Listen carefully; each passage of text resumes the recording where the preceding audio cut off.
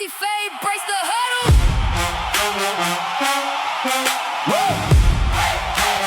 Auntie Faye breaks the huddle. Welcome to Auntie Faye breaks the huddle. All right, y'all. I know this looks crazy. This looks different. Okay, I need y'all to bear with me. I am out of town. I am in Texas on vacation with the family. Okay, well, actually, we're here for a wedding. We already know that. Okay, so we're gonna get into this right quick. Okay, now I was up in the air and I saw this clip, and it really did bother me. It bothered me so much, y'all. Okay, so we're gonna talk about Anthony Lima, okay, and Ken Carman. Now they're online and they're having this conversation on their show, okay, and we already know how I feel when it comes to this whole Anthony Lima. I'm gonna give Ken Carman grace. Lately, Ken Carman has been on some. He's now starting to understand what we've been saying this whole time when it comes to Shedeur, right? Lately, he's really beyond that. But that Anthony Lima, baby, that Anthony Lima, baby, you hear me? I am so done with him. But in the meantime, nieces and nephews, make sure you guys like, comment, subscribe. Make sure that post notification button never miss an upload from Auntie. Make sure you like the video, then hype the video. Like it first, and then hype it. You get 3 hypes a week. Make sure you use it on me. All right, y'all can watch this video. So I'm going to let y'all listen to a clip of what Ken Carman has to say, and then I will be right back. Well, Ken Carman and Anthony Lima. And I'll be right back. We'll never know why he dropped so much. I mean, I think I know why. I think they mangled the draft process. I think they thought that there was a higher feeling about where he could go. He had a better evaluation, and they decided to go their own way, which some guys can do. Some guys can get away with it. Yeah. He could not, and they misjudged what the market was, and they didn't think they had to do all the meetings. They didn't think they had to put together whatever one-on-ones or answer certain questions. And so they unfortunately for them and his camp, they got into a bad spot. He got dropped to the 5th. Now, with that said, him getting dropped to the 5th for all the victim stuff that I hear from them, he also got 7 starts last year when he was the 4th string on a terrible football team. That's amazing. That is there. Most 5th-round picks do not get 7 starts and don't get that opportunity. Okay, so my issue with what Anthony Lima just said is that Anthony Lima is now pretend like he knows exactly what happened.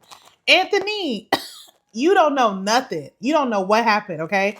We all know, everybody know, all of, like, you can go back and watch videos from, like, all of these talk shows, all of these sports talk shows, right?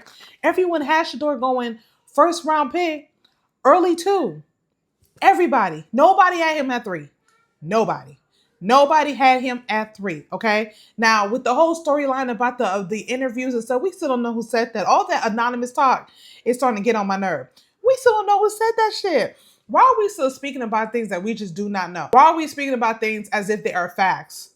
As if, like, someone came out and told Lima this. We have no idea what in the world is going on. We have no idea what happened or why he fell. I'm still stating it's a collusion thing. I'm still stating somebody had beef with his daddy and that's why he fell. Until Dayball come out himself and say, oh, he had interviewed badly. I don't believe in that.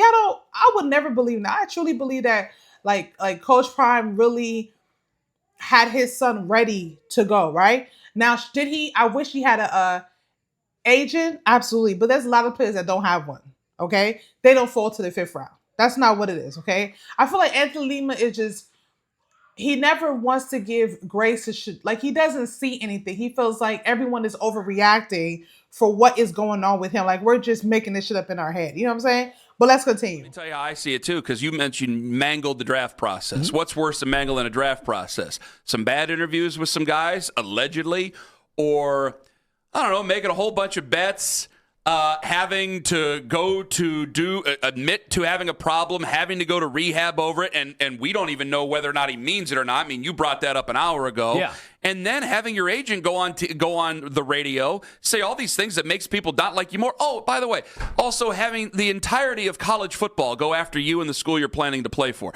I don't know. Having to go to court over whether or not you can play in that final year. Also, facing suspension, whether it be in college football, whether it be in the NFL. Shedeur Sanders, I don't believe, has been suspended at either level. So what to me is worse when it comes to mangling the process? Well, if anything, I actually think this is working out perfectly for Brendan Sorsby right now on a short time frame. And maybe it is. And at the end of all this... And that's why I said that. I think if there were a supplemental, I think Shedeur would have benefited. First of all, everything Ken Carman said was correct. Everything... Listen, y'all. Ken Carman Baby, it must have been an old school auntie that went on the Kim Carmen page and cussed his ass out. I'm sorry. You hear me? Somebody old school must have cussed his ass out. Because this Carmen that we're getting, this King Carmen, honey, this version that we're getting is different. You hear me? Absolutely different. Like everything King Carmen said was on point. Like we are forgetting that Sorby betted 9,000 times, right? And instead of like taking accountability for what he did, his so-called rehab, right? He had his agent and everybody else saying, oh, he's just a kid. He did it when he was 18. He didn't do it when he was 18, okay? He was betting all the way until his last year in college, okay? Betting, okay? 9,000 times over a period of seasons is what he was doing. You know what I'm saying? Like, why are we trying to dumb this shit down? That's my problem with Lima. You know what I'm saying? Like, what are you doing? But Kid Carmen came with the, I would rather have Shedeur than to deal with that mess. And Shedeur didn't even go through stuff like that at all. I'm telling you, if this was Shedeur, we would not be having this conversation. This would be a hell non, a coach Prime Kid, all the names that they call him. You know what I'm saying? Daddy Ball, this Daddy Ball. We will not be having this conversation. So I feel like with Lima, it doesn't matter. Like there is a way that he feels about Shedeur no matter what, and nobody is gonna change that.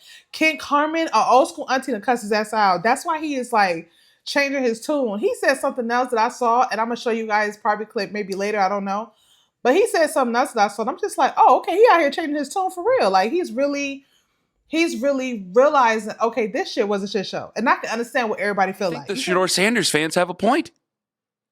You have heard and you have argued about a lot of personal attacks, about his character.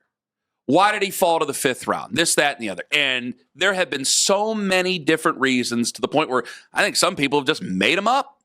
It can't all be made up.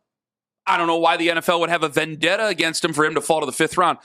When we are falling over ourselves and jumping over every hoop. Well, that was 4 years ago.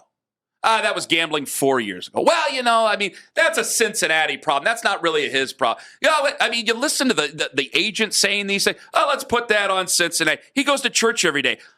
I'm sorry. Did Shedeur Sanders not attend a baptismal ceremony recently? Does Shedeur Sanders not talk about reading scripture every single day? I mean, we want to sit here and talk about church? Yeah, I don't know how many girlfriends he's had. I don't know about that either. And I don't really care how many girlfriends Brendan Sorsby's had. I don't care how many girlfriends Shedeur Sanders had. You get what I'm saying here? Oh, 100%. Like, I look at this whole thing, I go, I got to tell you, like, there's some people making some points going, man, I'm seeing everybody just make every single excuse on the book they can for this guy. And on the other end of it, it's like, oh, no, can't have him. Well, we've had 40 quarterbacks, but no, we can't give him the time of day. No, we can't do that. Why? Because you got into it with into an argument with bots. I'm just saying, y'all. Let me know how you guys feel about this.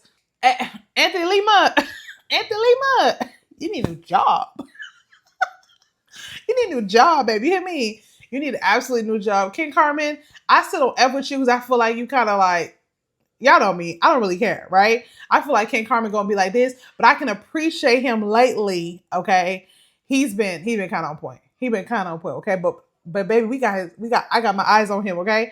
All right, y'all. I'm finna go. Let me know how you guys feel about these clips, okay? Sorry, I know shit's just different. It's okay. Auntie's on vacay.